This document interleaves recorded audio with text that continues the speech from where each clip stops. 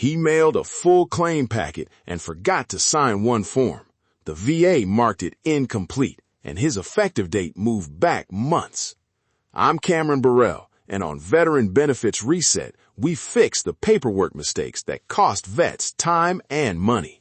Quickly, this episode is about filling key VA forms without costly mistakes and giving you a checklist to use right now. In short, forms are the claim's clock and map. They tell the VA what you want and when you asked for it. Keep that line in mind. I'll point back to the clock and the map a few times because it helps you organize evidence and preserve dates. Start with this. The 21526EZ is your claim's map. What does that mean? It names your claimed conditions, lists the dates you served, and shows what benefits you already have. Be specific. Don't write back problems. Write lower back pain, L5-S1 degenerative disc disease. I've seen vets write back problems, and the rater can't match that to a chart. Don't be that vet. On the map side, list duty stations, deployments, and exact service dates when possible. On the clock side, if you want an effective date preserved, say when the condition started or when you first filed. A few common 526EZ mistakes: leaving boxes blank instead of checking no, mismatched dates across forms, and unsigned corrections. If you cross something out on paper, initial next to it. Don't just scribble. If you file online at va.gov, save a copy of the submitted PDF right away. That PDF is your backup if something gets lost. Now talk statements, the 214138 and buddy letters. These are your first-hand stories that connect service to symptoms. Short, sharp, top line first. Start with who, what, and when in one sentence. Example, I, Specialist Jones, observed Private Smith complaining of constant ringing in his left ear after the convoy on 10/12/2007. Put the crucial line at the top so the rater sees it immediately. Label attachments like this. Buddy letter, John Doe, 2010-06-15, noise exposure at convoy. That naming helps the reviewer match the file to the claimed condition fast. Next, the medical release, Form 214142. Don't say all records. Name the clinic, the doctor, and the dates. That gets results. Ask yourself, did I sign it? If not, stop here and sign it. If you're not sure of a clinic's name or dates, check billing statements or call the clinic for the official name. When in doubt, be specific rather than vague. Two special forms I want to highlight. The PTSD checklist 210-781A and the TDIU form 218940.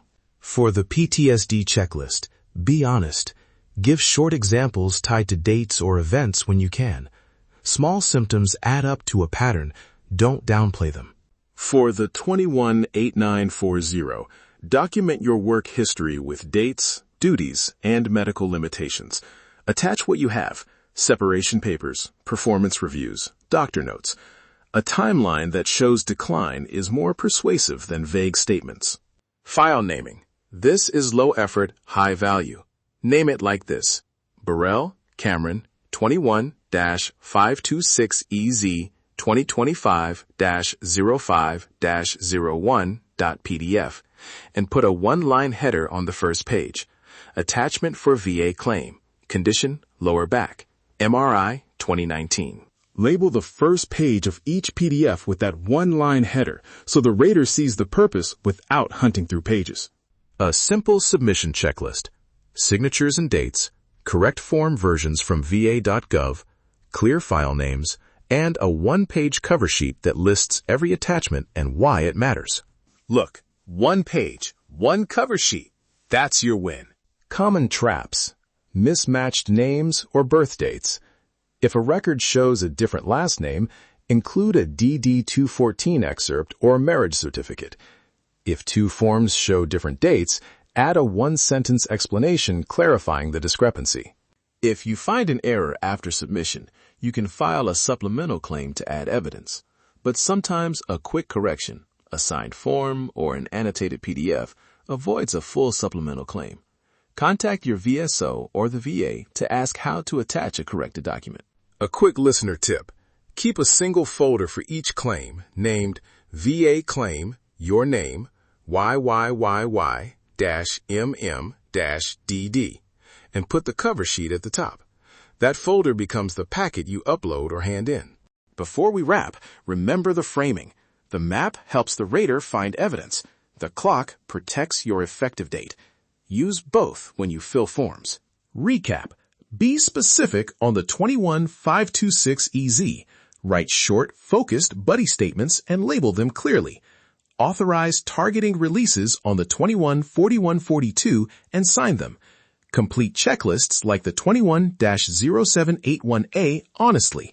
And support TDIU with work and medical records on the 21-8940. File names, headers, and signatures save weeks. One practical action to take today. Gather your top 5 documents, rename them using the example I gave.